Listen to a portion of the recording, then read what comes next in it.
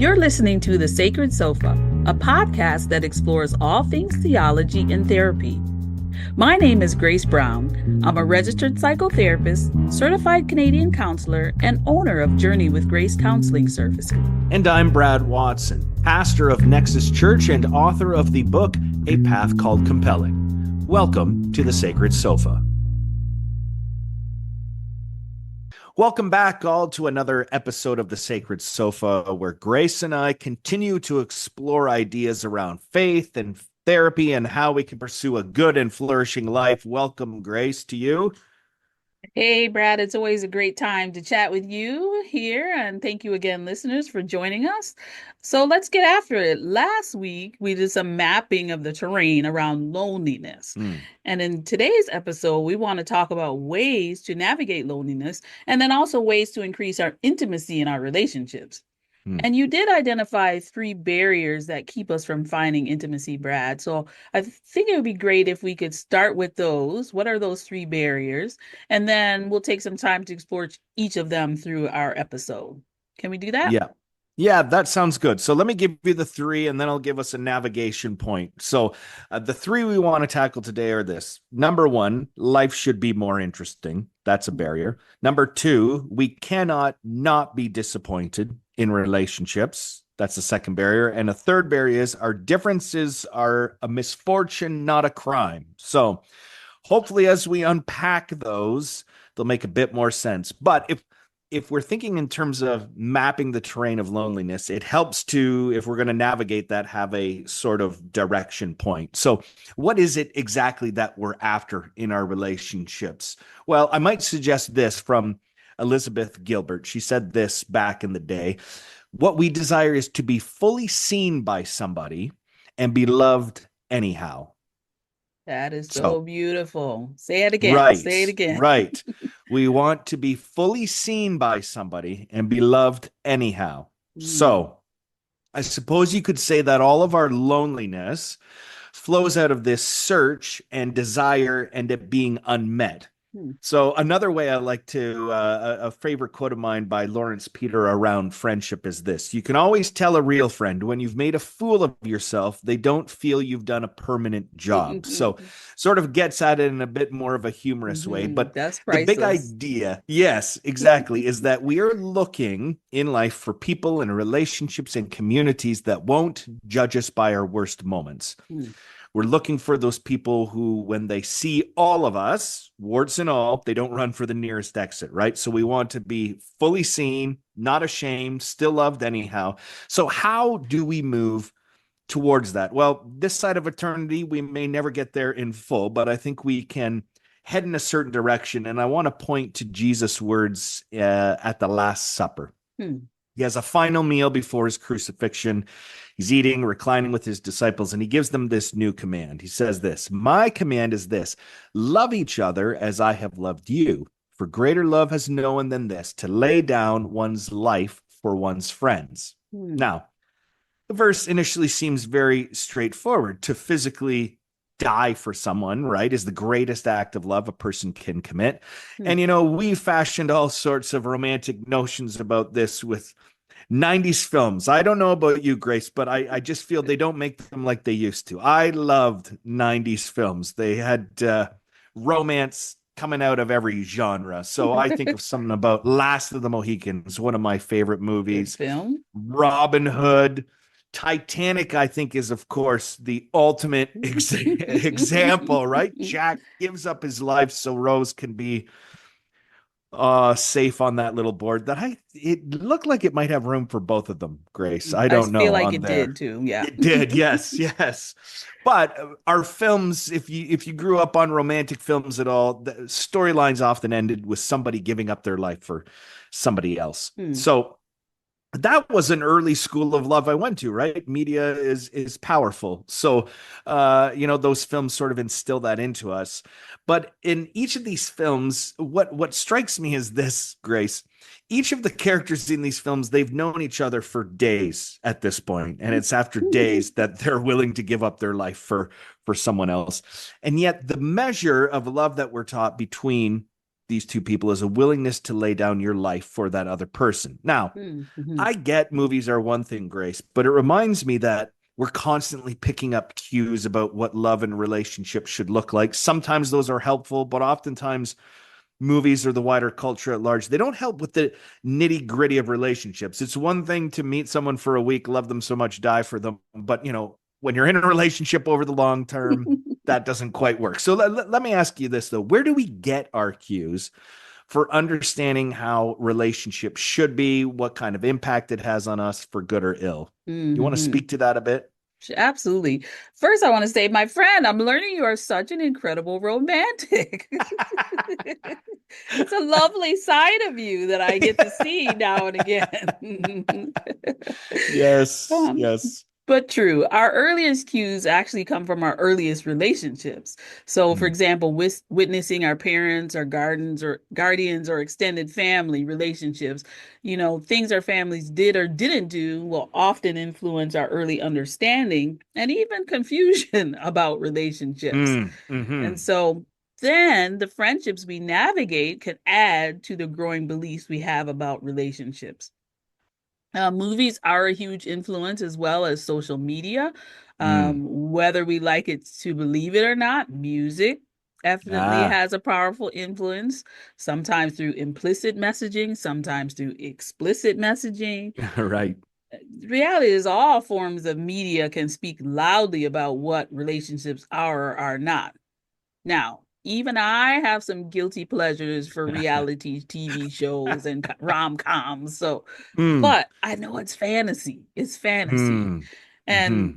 I think it's a sad state of affairs of society that any healthy depictions of relationships are few and far between in media, Mm-hmm. unfortunately, because nothing sells better or draws us in than witnessing someone else's defunct dysfunction and codependency. Like, that's how we're wired, I Absolutely. guess. For I'm sure. assuming healthy relationships don't make for great TV. A little boring maybe, I but remember a few years back, Chance the Rapper came out with an album, and part of his album was about just sharing about how much he loved his partner. And he got so much heat because there was no oh wow. drama, there was no, like it was just Yes. all about love. And it was just like, meh. We don't got time for that, eh? Oh my. Well, Oh. so it reminds us there are a lot of things we need to unlearn about relationship, be that from our parents or culture at large. So let me just go through these three ways that we need to die to some ideas, I think, that can help us at least Hmm. navigate into loneliness. And hopefully we can riff off that for a bit. So the first one is, dying to the idea that life should be more interesting. And I think one Hmm. of the most pervasive cultural messages we're bombarded with today is that precisely your life right now is too boring. It should be more interesting. And Hmm. I think as humans, we're often torn by competing desires. And there was a book a long time ago came out, and it's called Western Theology by Wes Seliger. I think that's how it's pronounced. Now, I got to confess, the metaphor he uses really relies a lot on American expansionism. It's this idea of settlers and pioneers. So I get it's flawed that way, but I love how it sort of approaches the human heart and talks about how there tends to be two instincts within each of us. And each of us, of course, have one heavier than the other. But Hmm. this idea that there's a pioneer and a settler within all of us. So there's a part of us that wants to settle. We want the family, we want the stable job, the house, but there's Hmm. still a pioneer part of us that's always sort of wondering, hey, what's over that next horizon, kind of Hmm. chasing what's new, what's novel. And I think what one of the things that we're deathly afraid of in life is being thought of as boring or being stuck in relationships. And yet, I think one of the things I'm coming to learn is this: the reason so many of us never experience greater depths of intimacy in relationships, or that maybe we feel alone, is because we can't stand, I think, the boredom that often preludes intimacy. And so, whenever boredom arrives in our relationships over familiarity, whether it's with our partners or friends, even a community, instead of settling in for the long haul, I Hmm. think there's always a temptation for us to look for that new and novel and exciting thing. And I like how Mhm. Daniel Berrigan puts it. He says this: any relationship is like a long road trip, and there's bound to be some long, dull stretches. Don't travel with someone who expects you to be exciting all the time. I Like that. love that. Thinking about Hmm. life as a road trip. If you ever had there are some serious boring times on the road. So, Grace, in Hmm. relationships, how do we find a balance here? How do we maybe feed our desire for what is new, novel, exciting? How do we do that without abandoning relationships prematurely? And how do Hmm. we maybe remind ourselves oftentimes that the boring parts of a relationship might be leading to something? Hmm. Hmm. You're onto something here, Brad, in terms of this fear of boredom. And, I could see that sometimes even in my early parenting and some folks that I witnessed parenting, it's like we're putting our kids in all these activities. So that Mm, says to me there's this belief system that we shouldn't be bored. Like being bored is like the most horrible thing. And it's like, actually, boredom actually helps you learn more about yourself, how to mm-hmm. be okay with being by yourself. And so if we continue that sort of belief system in our adult lives, we very much are at risk for being, kind of snowed under this feeling of loneliness, which is a natural Right. feeling. And so, Mm-hmm. one of the things I believe is a place to start is to actually know and understand that it's both and not either or. Right. Life is a combination of exciting moments and mundane moments, right? And Right. life and relationships will get even more boring when we don't actually take an opportunity to invest in keeping it more interesting. Mm-hmm. The other day, a friend sent me a reel on Instagram by a handler called 50 and Fearless. Hmm. Now, the speaker was actually talking about the key to having a great second half of life specifically. Okay. But in watching the video, I believe the principle can have a broader application. So, according to this content provider, he says the key was to be a beginner. I'm using air Hmm. quotes. And he said the sandbox of our lives gets smaller and smaller when we no longer take risks and continue to play it safe, Hmm. when we're afraid to learn new things. And I think the same thing can happen in long term relationships. Without Hmm. intention, we can grow complacent. We can stop being intentional about learning more about each other and even learning together. And you Hmm. know what? That is all part of lending to this um, polarization of being all in or, it's Hmm. boring and we're going to just throw it away. Right. Getting to know someone on a deeper level takes time. And so I Hmm. want to share an example, an illustration that I also use in my therapeutic work.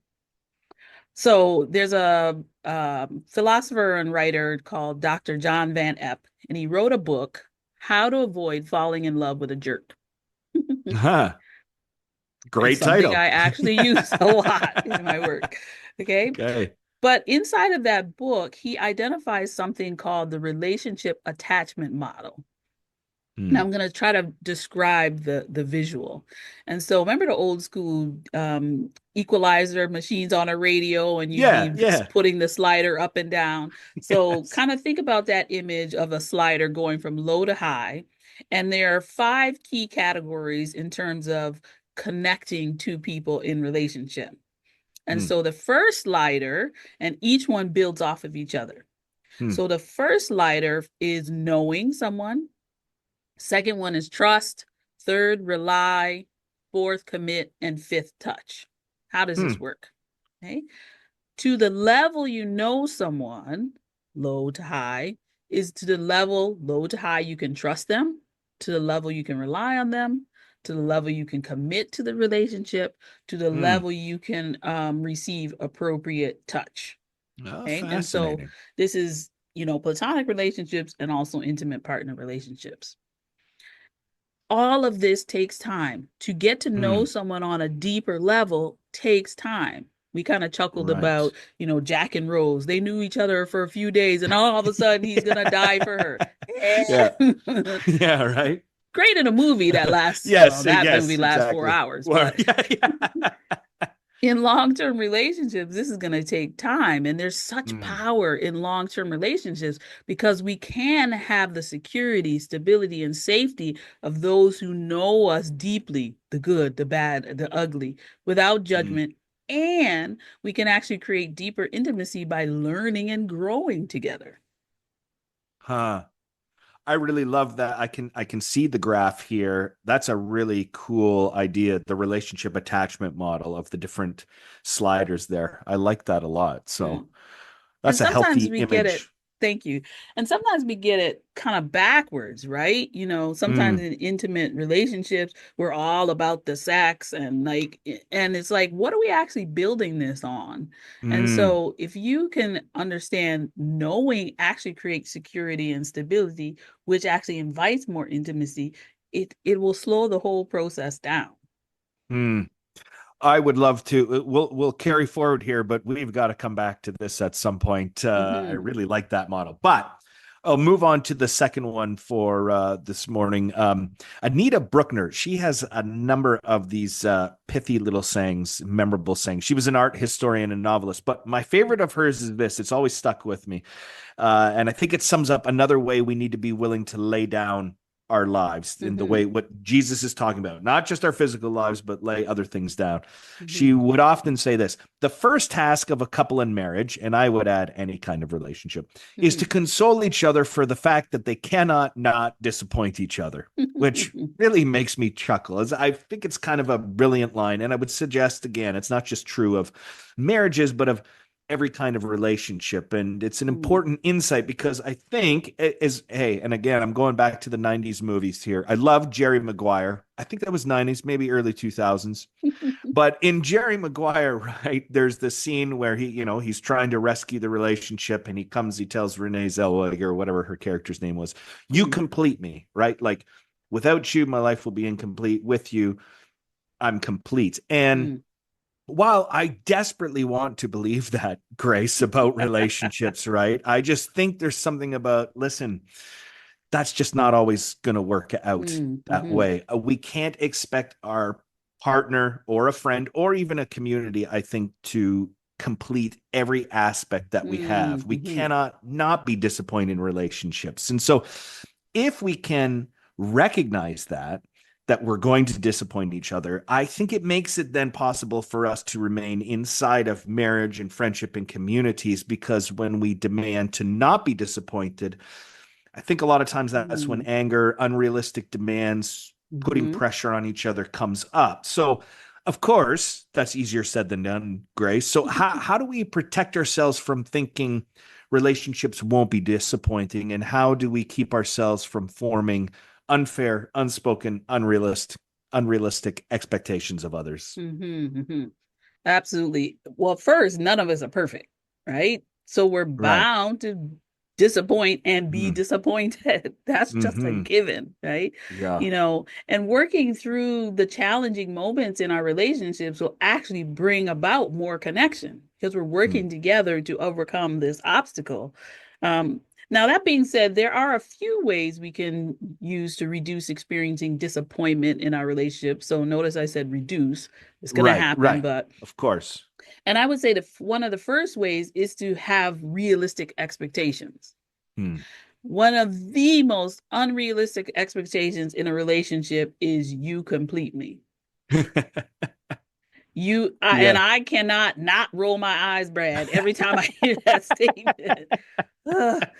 Right. We Listen, we must not be looking for completion. It's important to be looking for relationships that complement who we are. Mm. Ooh, I like that. No Yeah. completion, complementary. Another Right. important thing is the more you know about yourself, the more you know what you need in the relationship. Mm. Okay, so that takes time, that takes reflection. And I think the final step is then asking for what you need. Mm. One way to guarantee disappointment in a long term relationship is falling Huh. into the they should know trap. Right. We can't read each other's minds, so we've got to Mm. use our words. And sometimes it Hmm. can be hard. It can be hard to be vulnerable, but it's so worth it to be seen and supported. Yeah.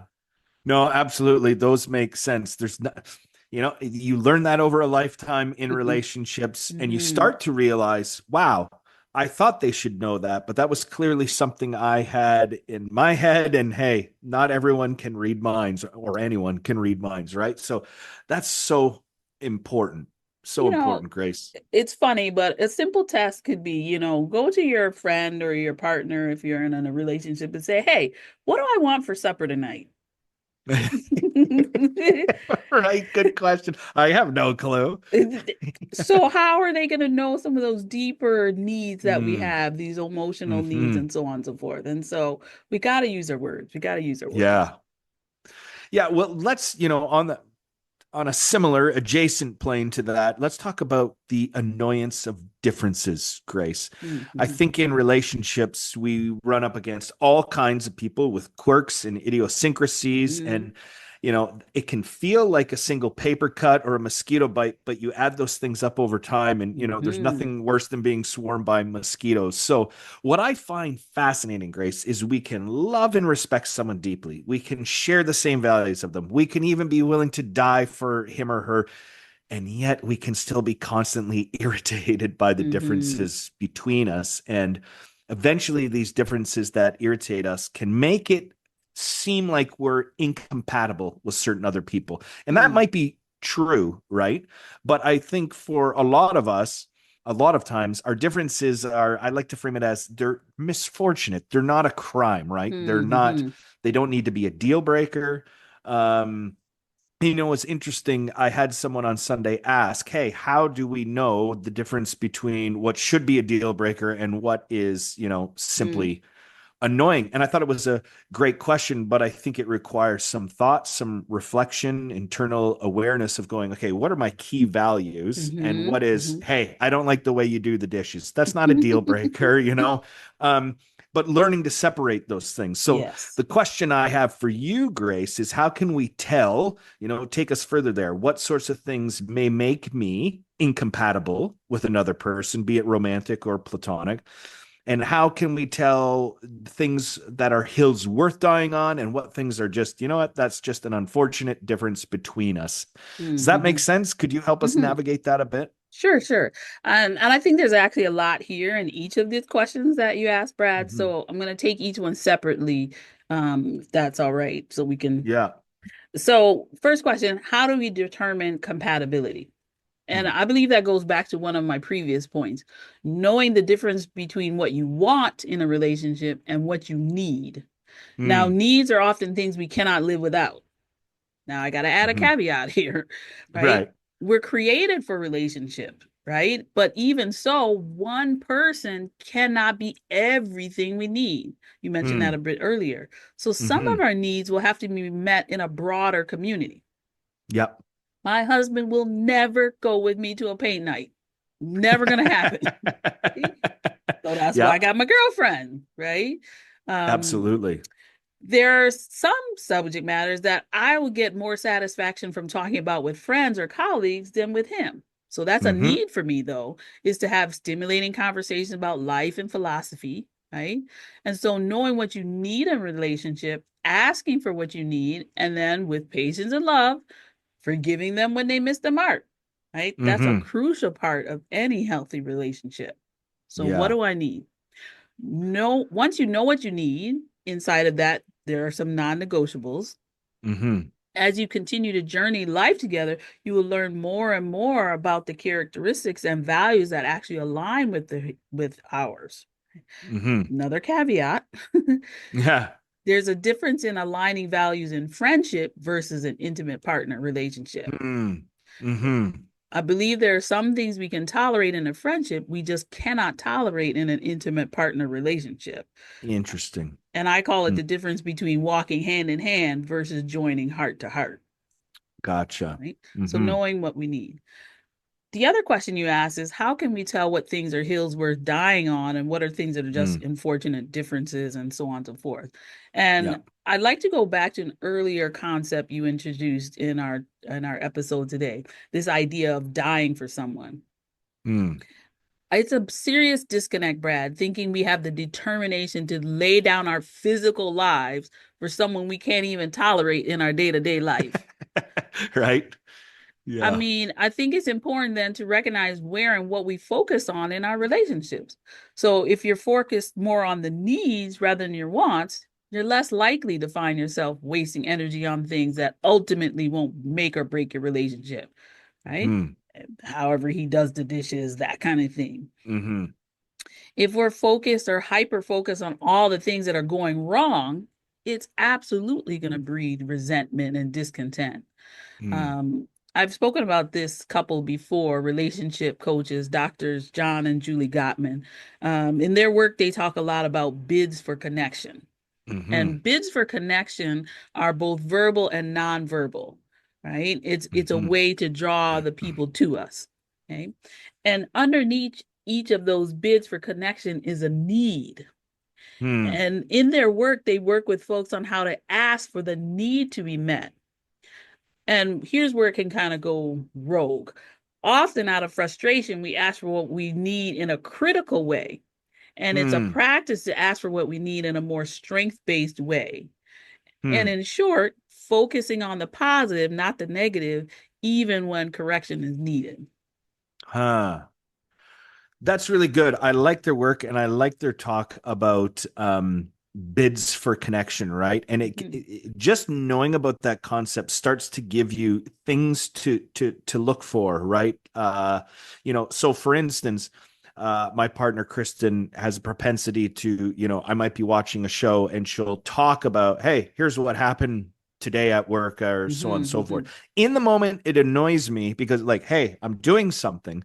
But if you can look at it as not, oh, why is she annoying me like this? But okay, there's a bid for connection here, and maybe we're a little out of sync on timing, but Mm-hmm. I can see that this is a bid for connection here. So I need to respond to that and meet Mm-hmm. that need. There's some things she wants to go through, even if time Mm-hmm. doesn't align. So, little things like that are great. And I love the way you talked about some of your needs being met, whether it's intellectual or hobbies outside of marriage, right? Like we found that in our marriage too. It's just Mm-hmm. too much. I don't share all your interests. You don't share all of mine. Mm-hmm. And it's perfectly healthy for other people to be able to fill some of those gaps, right? So Mm-hmm. there's so much I'd love to follow up with you on here, but we're running low on time. So let me just suggest a quick exercise here. The Mm-hmm. first would be this. So three things in total, but if we're working through these things, why not try thinking about a specific relationship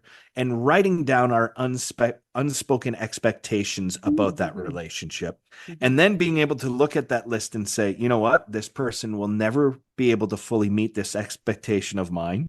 And that's okay. I'm going to let this expectation die. Now, Mm-hmm. again, that would be pretty important to separate, like you said, need versus wants in order to do that. But Mm-hmm. I think there's an interesting way to at least start unveiling some of the unspoken Mm-hmm. expectations that we have. Hmm. I like it. Journaling in some way brings clarity, and using that need versus want will help guide the edit of that list.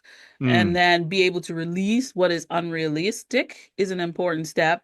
And then I'd add another step to reflect on who can meet this expectation, Ah, if it's something you feel you need, and of course, respecting the healthy boundaries of the right. relationship. That's a fantastic piece for that, Grace, adding, yeah, because then it sort of pushes us out. Okay, well, Hmm. where might I look for community connection around that need? That's great. A second one to do would be to maybe write down, thinking about a particular relationship, write down the things we feel other people expect of us in a relationship, and Mm-hmm. being able to look at those on a paper and go, you know what, I will never be able to fully meet this expectation, and that's okay. Wondering about, sort of pulling out all those ways we feel, whether true or not, feel there are expectations on us. I wonder about that. Your thoughts on that? Mm-hmm. I think this is an important reflection as well. And for an added bonus, you can ask Mm-hmm. yourself why you feel you can't meet the expectation. Right. Are there items on the list you may want to bring to the person in relationship? And then clarify if this is something they want or need. Because sometimes we get into Mm. that speculation mode in our minds. So, Right. having these discussions brings clarity. And if so, how can you then build your capacity to add this to the relationship? And so there's Mm. a need for communication in this process as well. Yeah, absolutely. And then in terms of, relationships, we find ourselves maybe annoyed. We just people sometimes annoy us, right? I think sometimes it would be helpful to just write down the things that are different, about this person you're in a relationship that annoy or irritate you, and then be able to go through that list. And there may be some things you go, that's too much, that's a boundary, that's too far. But for other parts or elements on the list, we might be able to just say to ourselves, you know what, this is not a crime, it's not a sin, it's not even Mm-hmm. their fault, and therefore I don't need to be angry or resentful about it. I don't need to blame them for it. I can let this irritating difference die. Mm-hmm, mm-hmm. I like it. I'd suggest reflection on the differences too, with a lens of curiosity. We've talked about that. How can we be curious, not critical? Mm-hmm. Ask yourself why this difference bothers you. You might Mm, ask the person to also share with you why this is important to them. right. And then once you have, reflected a bit more, is the irritation you're feeling pointing to a boundary violation? Is it pointing to an unmet need? So something you've been Mm, frustrated about for a while? Is this pointing to an unhealed space? Right? mm, And what mm-hmm. needs to be healed, heal. And what needs Yep. to be let go, release. Mm-hmm. Mm-hmm. Brad, this has been a fantastic exercise in looking at our natural feelings of loneliness. Mm, Loneliness is a part of the human condition, and we don't have to run away from it, but we can face it with courage and mm, curiosity. Thanks for mm. these reflections, Brad. Real good stuff. Yeah, and thank you, Grace, and thank you, listeners, for tuning in. Hopefully, this has been of help to you in some capacity, something here for you to take and chew on as we navigate our loneliness. So, thanks to you as well, Grace, for always chiming in with your wisdom and always taking little ideas I have, making them better. I love it. I love it. It's fantastic. So, This is a yes, partnership, right? that We're in there's a community partnership. That's what we together. do. Exactly. Exactly. Appreciate it working with you, Brad. All right. Yeah. We'll All right. connect again next time. We will see you next time. Take care.